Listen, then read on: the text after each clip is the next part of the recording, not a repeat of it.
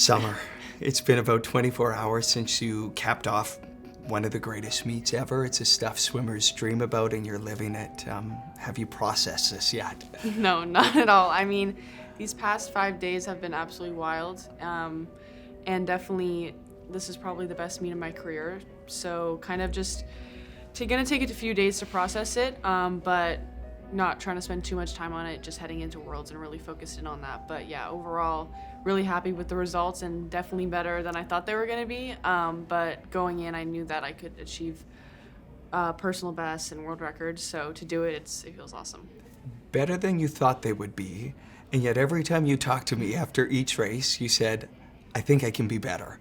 Can we go through them, maybe, and just maybe talk about each swim and where you think you can improve on your world records, starting with the 400-meter free? Yeah, I mean, I watched back all my race videos. I haven't watched them with Fred yet, but just watching them myself. Even during the race, I'm already oh, that should have been better. But I think the 400 freestyle was probably the one where there isn't as much things where I went wrong in. Other than my turns, I think my turns can always be better.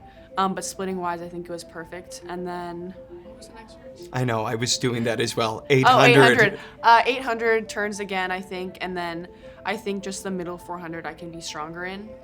And I want to get down on that last 50 as well, just practicing that. And then 200 meter. I don't even know. 200 IM, breaststroke always, in and out of the walls. A little bit faster on the fly as well, I think. But I think my backstroke was definitely probably my strongest split in the 200 IM. And then 200 fly, my touch was so bad. If anyone, I remember touching the one, I was like, what did I just do? I jammed it. I did it at the Olympics too. Both were jams. So I definitely need to practice that. And figure out my stroke count if I need to do one more kick off the wall or try to lengthen out my stroke a bit more so I time the touch perfectly, because you can get those extra few tenths there. And then the 400 IM, I think the second 50 breaststroke, I really was slipping a lot of water, so I can really see it in my race. So figuring out that second 50 breaststroke is something that I'll be focusing in on and trying to get the 100 free under a minute on the back end. You say all of that, and it's kind of mind-blowing to me because I've been there for all these moments, and I've watched you progress to this moment, and just to hear you be very particular and know these moments and know how much better you can be. I mean, people are going to hear that and go, this is crazy. Some thoughts on that, Summer? Yeah, I think the people the athletes that are able to break the world records are the ones that are pretty self-critical, and I think that's really what keeps me pushing forward. I mean, there's no such thing. I mean, I've been asked this question before by coaches. They were like, do you think you've ever swam a perfect race? And I don't think there is such thing as a perfect race. At least I haven't done it yet. Are there things, I mean, I think my 400 freestyle was probably the closest to it that I've ever had in my career, but I still know there's room for more, and I think that's really that's what keeps me going.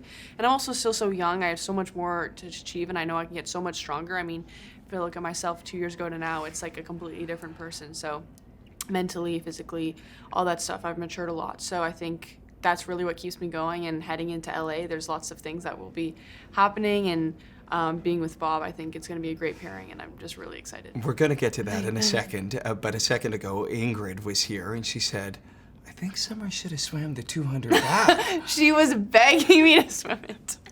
No, the 200 back is a really fun event. It's actually one of my favorites, but just with the event lineup at Singapore, I think it's the best to not do it this time around, but definitely an event that I'll be focusing on the next few years coming. You've got the 5. Is there ever a world where we would see 6, Summer? I think going into the Olympics, 4 was like the craziest thing ever. And then now this year trying to do 5, and one being a longer race than others, I think is something that I really had to push extra hard. So I only think the world where I could ever do 6 events is if they got rid of 200 semis. If they got rid of the semis in the 200, in 200 fly and 200 or 200 freestyle, I think I would I could do 6, but if they don't do that, then I don't think I'm ever doing 6 as of right now. Okay, so we'll stay tuned on that. Yeah. We know your Worlds program now. I know it was kind of cloaked in secrecy, but it isn't out there anymore. A lot of people excited about that 800-meter free and Katie Ledecky. But just to that point, Summer, you have a cat named after Michael Phelps. You had Katie Ledecky quotes all over your room, and now this week you are being talked about globally in the same sentence as those two superstars. Make sense of that. Yeah, no, that's absolutely wild. And I think growing up, that was always something that I dreamed of. And whether or not I achieved it, I obviously had no idea, but I knew that I would try my absolute hardest to achieve my dreams and my goals. So to now start to kind of really start to chip away at some of my main goals in my whole career is absolutely amazing. But I think I've achieved it now, but now I always want more. I mean, I'm happy, I'm celebrating, but I mean, this isn't the end goal of even this season. So yeah, but to be in the same sentence of those two, I don't think I'm worthy of that whatsoever, to be honest. I mean, I think Michael will forever just be the GOAT to me and such an inspiration, especially because of the events he did and being able to do all 4 strokes and can go down to the 100 and up to the 400. And just being so versatile is something that's really inspiring. And along with Katie as well, completely revolutionizing freestyle, distance freestyle, mid-distance freestyle at such a young age as well. So it's really inspiring, both of those guys for sure. You mentioned Fred and Bob, so let's talk about that. You're going to join Bob Bowman after Worlds, but up until then, you're going to work with Fred. And you've had an extraordinary meet with Fred. Maybe some words and thoughts on Coach Fred. Oh no, Fred is the best of the best. I absolutely love him. We have so much fun together, and I think we've bonded really, really quickly, which is really important just because I did make a last-minute kind of change-up in my training heading into Worlds. But no, he's pushed me so far in training and taught me so much, and I think the culture and group that I'm training with too is absolutely amazing in Antibes, and going up to altitude with them was so much fun. So being surrounded by like-minded people on a daily basis really has continued to make me lift up, and he's a genius when it comes to swimming, and it's just amazing, and I know I can wholeheartedly trust him, which is also really, really awesome for me. To the point of fun, he has lots of fun. He had a freezy for you, every world record. Did you get one after the Canadian records as well? No, he would eat the freezes. I don't really like freezies, but he was so excited. He was like giving them to my mom, and he loves the freezies. So yeah, he had one after every world record.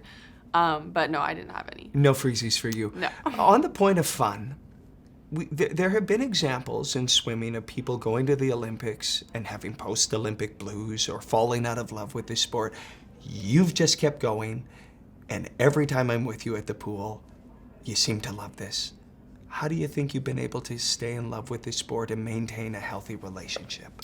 I think just changing up stimulus. I mean, Olympics the goal was the four goals, and I didn't reach that. So I was hungry for more, and that really kept me motivated heading into this season, really trying to get back to my freestyle being at top form.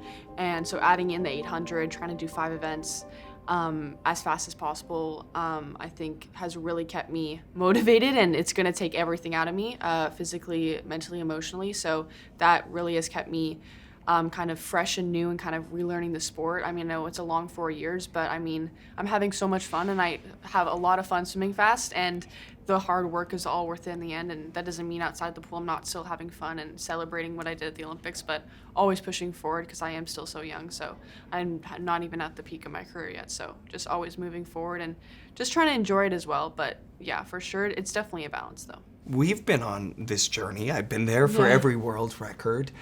It feels like a different energy from you this time around, like you're ready to step into your superpower. Is that a fair assessment?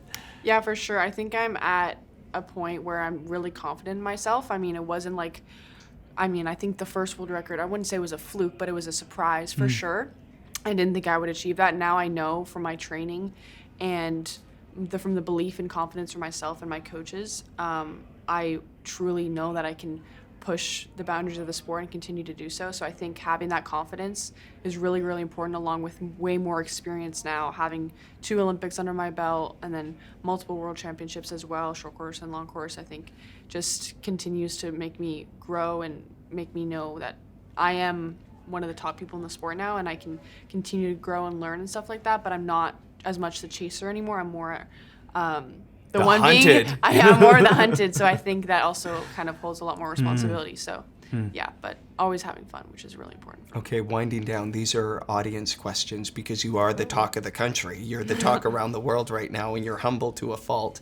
People want to know what it's like to be considered one of the greatest Canadian athletes right now. Yeah, no, that's absolutely crazy. Like, you say that, but I can't, like digest that at all. I mean, I still haven't even really digested the Olympics. Even being an Olympian in general, 2-time Olympian now, is absolutely wild. But to know that I have so many Canadian support, it means the absolute world. And anytime I get to wear the Canadian flag, I wear it with pride, and I try to make my country proud because I know how many people are cheering back home, supporting me and all my teammates. So we can feel their support. We're going to feel all their support all the way in Singapore. But yeah, I'm just really excited for this summer for sure. It's going to be a great year. People also want to know about you giving away your medals. No. They just think it is the most beautiful thing, Summer, and each night here and throughout over the years, you've given away your gold medals. Why? I think just seeing the reaction of the little girls, the little boys when I give away the stuffy or the medal, like, it's 10 times better than me keeping it in, like, a memory box. That's just, like, I'm only going to look at it so often. I'd way rather give it away and spread the joy because, I mean, they are going to cherish it.